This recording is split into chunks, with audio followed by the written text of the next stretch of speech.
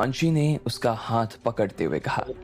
वो लकी के बचाव में कुछ बोलना चाहती थी, लेकिन उससे पहले लकी की कहानी जानना उसके लिए काफी जरूरी था। नहीं हिमांशी, मुझे अपने बचाव में कुछ नहीं कहना है, लकी ने मना कर दिया और अपनी आंखें नीचे कर ली। इन लोगों के सामने वो कुछ भी साबित नहीं करना चाहता था। उसे बस रह रह कर राधिका की याद आ रही थी।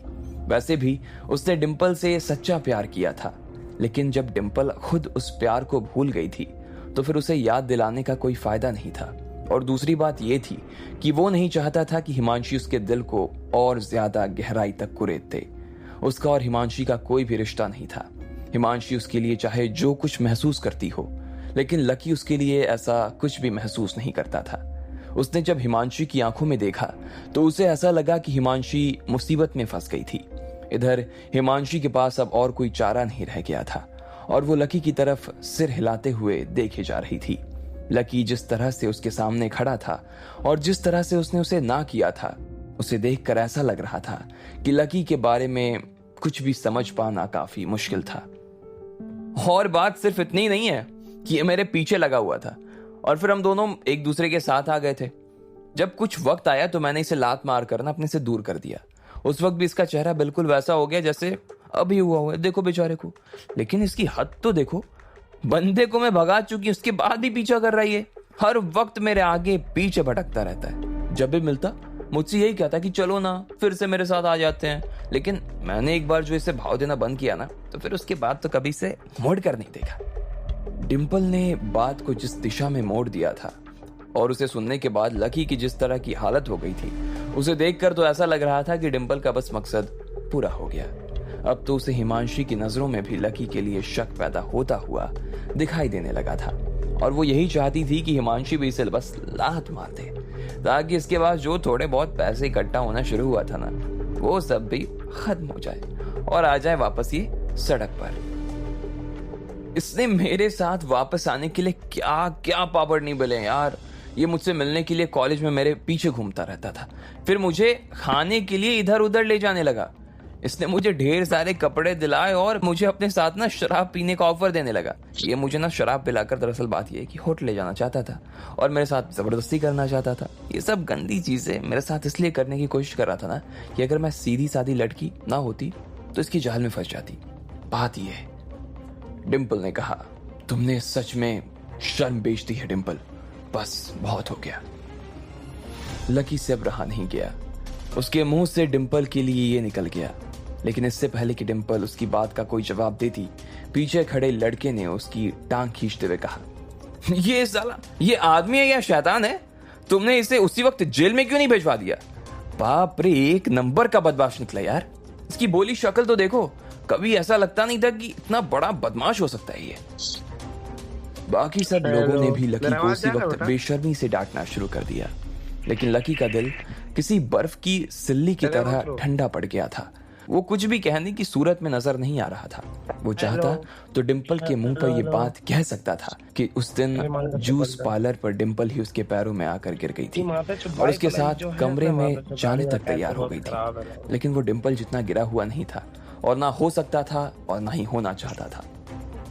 ये जो कह रही है लकी, क्या वो सही है? हिमांशी ने फिर से हल्की सी कांपती हुई आवाज में लकी से पूछा। उसकी नजर लकी के चेहरे से हटने का नाम नहीं ले रही थी और उसकी आंखों से आंसू बहने लगे थे। ना जाने क्यों उसे लकी के बारे में ये सुनकर रोना आ रहा था। अब आगे लकी क्या करने वाला था? क्या हिमांशी का चेहरा देखकर उसका दिल पिघल जाता, या फिर वो जिस तरह से चुपचाप खड़ा था उसी तरह से खड़ा रहता? आपको क्या लगता है, क्या होंगे इन सभी सवालों के जवाब? कमेंट बॉक्स में कमेंट करके हमें जरूर बताएं और सभी सवालों के जवाब को जानने के लिए सुनते रहिए इंस्टा मिलेनियर सिर्फ पॉकेट एफएम पर।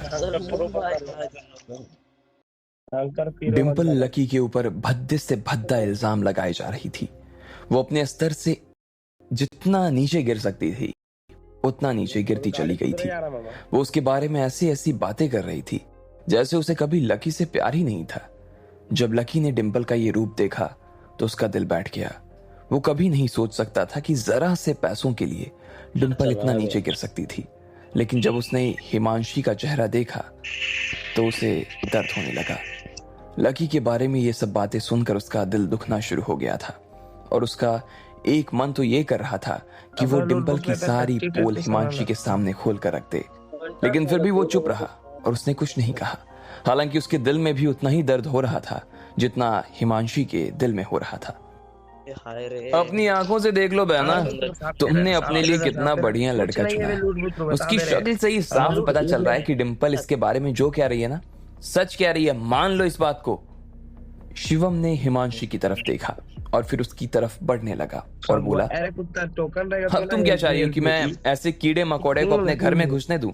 तुम इस आदमी के लिए मुझसे लड़ना चाह रही हो? तुम्हें मालूम है ना कि घर में सब तुम्हारी कितनी रिस्पेक्ट करते हैं, और कल को तुम जब घर वालों के सामने जाओगी और इसे साथ लेकर जाओगी, क्या इज्जत रह जाएगी तुम्हारी? लोग तुम्हें बहुत ही अजीब सी नजरों से देखेंगे हिमांशी। हमारे घर के लोग कभी इसे पसंद नहीं करेंगे। तुम इस आदमी के भरोसे हमारे घर वालों से मिलने के लिए सोच भी कैसे सकती हो यार?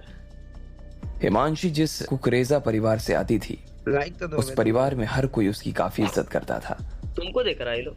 कुकरेजा परिवार के बच्चों में उसका नाम सबसे ऊपर रखा जाता था। वो जब बड़ी हो गई थी तो उसकी पारखी नजर की वजह से उसके परिवार के बिजनेस में भी एक अच्छी पोजीशन पे बैठाया गया था। ना सिर्फ उसकी सब लोग इज्जत करते थे, लेकिन सब लोग उससे प्यार भी बहुत करते थे।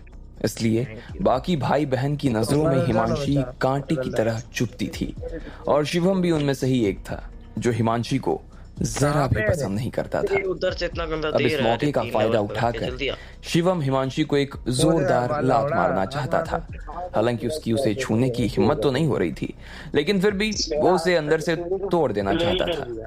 इधर हिमांशी भी काफी देर तक लकी को बस घूरे जा रही थी, और लकी को अब अपनी चुप्पी तोड़ने की वजह से डर लगने लगा था कि कहीं हिमांशी उसे गलत न समझ जाए। इससे पहले कि वो अपनी सफाई में कुछ कह पाता, हिमांशी उसके पास आई और उसके मुंह पर जोर से चिल्लाते हुए बोली, ये सब तुम्हारे सामने तुम्हारे मुंह पर इतना कुछ कहे जा रही है और तुम इसके अगेंस्ट में एक शब्द नहीं बोल रहे हो लकी? अपना मुंह खोलो और बता दो इन सबको कि जो कुछ कह रहे हैं ये सब झूठ है। बताओ सबको कि तुम ऐसा नहीं हो, नहीं किया तुमने ऐसा जैसा ये बता रहे हैं। लकी ने फिर से अपना सिर नीचे झुका लिया और अपनी आंखें नीचे कर ली थी। लकी नहीं चाहता था कि वो हिमांशी के सामने सब सच बताकर उसे अपने और करीब ले आए। वो उसकी सारी फीलिंग्स समझ पा रहा था, इसलिए वो चाह रहा था कि हिमांशी उससे बस नफरत करना शुरू कर दे। इसलिए वो फिर से चुपचाप खड़ा हो गया और उसकी तरफ देखने के लिए भी राजी नहीं था। हिमांशी को लकी के ऊपर अब सच में बहुत गुस्सा आ रहा था। आज लकी ने उसे सच में काफी निराश कर दिया था। ये वो गर्म खून वाला आदमी नहीं था जो कि अकेला ही उस रात 10 लोगों से लड़ने के लिए तैयार हो गया था। लकी सच में एक डरपोक लड़का था। कुछ तो बोलो लकी, तुम्हें बोलना पड़ेगा, ऐसे चुप होकर नहीं बैठ सकते तुम। चाहे सच कुछ भी हो, लेकिन लकी अगर अपने बचाव के लिए अपना मुंह खोलता, उनसे झूठ भी बोल देता, तो भी हिमांशी एक बार के लिए उसकी बात पर विश्वास कर लेती।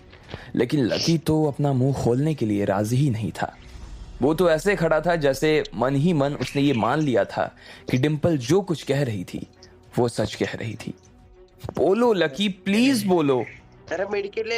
हिमांशी लकी का मुंह खुलवाने के लिए बस पागल हुए जा रही थी, और अचानक से उसने तेज आवाज में चिल्लाना शुरू कर दिया। जब उसकी आवाज सुनकर भी लकी नहीं माना, तो हिमांशी ने लकी के गालों पर एक थप्पड़ लगाना शुरू कर दिया, और उसके बाद उसने लकी के चेहरे पर अपने नाखून भी गढ़ा दिए।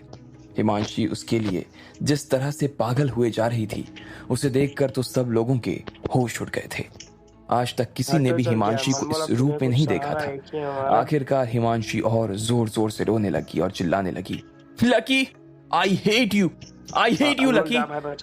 इसके बाद हिमांशी पलटी और वहां से भागकर बाहर निकल गई। लकी, तुम देख लेना, अगर हिमांशी को कुछ भी हो गया ना, मैं माफ नहीं करूंगी तुम्हें। पूजा ने हिमांशी के पास जाने से पहले लकी को धमकी देते हुए कहा, और फिर उसके पीछे पीछे भागने लगी। ठीक इसी वक्त लकी ने फिर से अपनी नजर नीचे झुका ली और दूसरी दिशा में खाली दीवार की ओर देखने लगा। फिर उसने गहरी सांस ली और अपना सिर खुजाने लगा। अब जब हिमांशी निकल गई थी तो लकी ही सबकी टारगेट पर आ गया था। लोग उसे जाने तो देना नहीं चाह रहे थे, लेकिन इससे पहले कि माहौल खराब होता, वो वहां से निकल जाना चाहता था। वो धीरे धीरे लोगों के बीच में वहां से निकलने लगा। जल्द से जल्द यहाँ से निकल जाओ, तुम्हारे लिए यहाँ पर कोई जगह नहीं है, जाओ यहाँ से। उस लड़के ने आखिरकार इस बार लकी को धक्का दे ही दिया था, जो काफी देर से उसे धक्का देना चाह रहा था। लकी ने उसे गुस्से में देखा और फिर वहां से निकल गया। आखिरकार डिंपल ने अपना वो टारगेट पूरा कर ही लिया था, जो वो कब से पूरा करना चाहती थी। हर बार लकी उसके हाथ से बचकर निकल जाता था, लेकिन आज उसे लग रहा था कि लकी उसके हत्थे चढ़ गया था। उसके दिल को काफी महीनों बाद एक अलग ठंडक महसूस हो रही थी। उसने अपने आप में फुसफुसाते हुए कहा, लकी, मैंने कहा था ना कि तुमने मेरे साथ जो किया है मैं उसका बदला तुमसे लेकर रहूंगी, और वो आज दिन आ ही गया। इतना कहते ही डिंपल मुस्कुराने लगी। इधर लकी भी वहां से निकल गया था। सब लोगों को लग रहा था कि इस पूरे खेल में लकी का नुकसान हुआ, लेकिन किसी को यह मालूम नहीं था कि इसमें लकी का उल्टा फायदा हुआ था। उसकी चुप्पी की वजह से उसका एक दिन में ही हिमांशी से हमेशा हमेशा के लिए पीछा छूट गया था। इधर शाम ढल चुकी थी और लकी राधिका से मिलने के लिए चला गया। उसकी प्रैक्टिस आज लंबी चलने वाली थी, इसलिए वो अभी तक कंपनी में ही थी। जब वो राधिका से मिला तो उसके तन बदन में एक अलग सी ताजगी सी जाग गई। उसे ऐसा लग ही नहीं रहा था कि वो लकी था जिसके बारे में डिंपल इतना कुछ अनाप शनाप बोलते हुए आ रही थी। राधिका ने जैसे ही लकी के चेहरे के घावों को देखा तो वो घबरा गई। लकी, ये सब कैसे हो गया लकी? राधिका ने लकी से पूछा। अरे कुछ नहीं यार, एक पंछी को बचाने की कोशिश कर रहा था तो उसके नाखून मेरे चेहरे पर आ गए, बस यही बात है, लकी ने राधिका को समझाते हुए कहा। आज वहां से निकलने के लिए दोनों ने बस पकड़ ली। रात का वक्त था और बस भी पूरी खाली थी, इसलिए जानबूझकर राधिका और लकी सबसे पिछली वाली सीट पर जाकर बैठ गए। जिस महीने वो पहली बार मिले थे उन्हें लग रहा था कि वो फिर से उसी महीने में लौट आए थे। क्या हुआ, काफी उदास नजर आ रहे हो लकी तुम? राधिका ने लकी का हाथ अपने हाथों में लेते हुए कहा। थोड़े दिनों की ट्रेनिंग के बाद से ही राधिका धीरे धीरे यशोदा जी के गम से बाहर आना शुरू हो चुकी थी। नहीं, ऐसी कोई बात नहीं है यार, सब कुछ ठीक है, नॉर्मल है सब, लकी ने कहा। वो पहले ही राधिका के सवाल को सुनकर सहम गया था। उसे अचानक इस बात का एहसास हुआ कि अगर वो राधिका के साथ था तो उसे उन सब चीजों के बारे में नहीं सोचना चाहिए।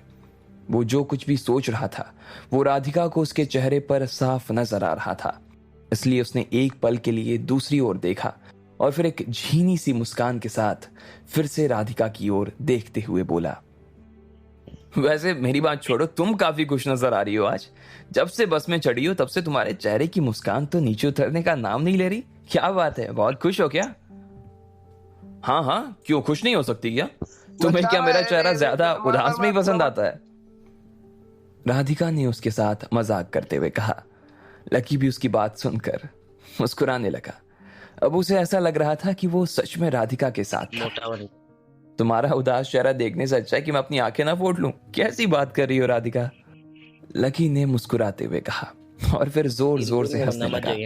राधिका के चेहरे की मुस्कान भी हंसी में अब तब्दील हो गई थी और कब हंसते हंसते उसने अपना सिर लकी के कंधे पर टिका दिया उसे पता ही नहीं चला। लकी को उसे इस तरह से हंसता देख काफी अच्छा लग रहा था। उसने राधिका की ओर देखा और बोला, हाँ तो अब बताओ क्या हुआ है? अरे कुछ नहीं हुआ यार, मैं तो बस ठीक हूँ। अच्छा तुम्हें एक बात बताऊं, सोनाली दी कह रही थी कि वो मुझे थोड़े दिनों के बाद बंबई ले जाना चाह रही है। मतलब हमारा पूरा ग्रुप उनके साथ बंबई जाएगा और वहां पर सिंगर आइडल नाम के एक शो में पार्टिसिपेट करने वाला है। अभी वो सबसे बड़ा सिंगिंग टैलेंट शो है, ऐसा सोनाली दी बता रही थी। अरे वाह, ये तो बहुत अच्छी न्यूज है, मैं भी चलूंगा तुम्हारे साथ मुंबई, लकी ने राधिका से कहा। इस खबर ने तो उसका दिन ही बना दिया था। अरे नहीं लकी, उसकी कोई जरूरत नहीं है। सोनाली दी ने कहा है कि वो मुंबई में कलेक्टिव ट्रेनिंग करवाने वाली है। वो चाहती हैं कि हमें कंपनी के बाकी ग्रुप्स से भी मिलवा दें। उसमें हमें थोड़े दिनों का वक्त लग जाएगा, इसलिए तुम्हें यहीं रुकना चाहिए और कॉलेज में जाकर पढ़ाई पर ध्यान देना चाहिए। अगर तुम मेरे साथ जाओगे तो बेकार में परेशान हो जाओगे और पढ़ाई भी छूटेगी। मैं अपना ध्यान रख लूंगी अच्छे से, तुम चिंता मत करो, राधिका ने लकी की आंखों में देखते हुए कहा। अच्छा ठीक है, लेकिन पता है मुझे ना एक चीज का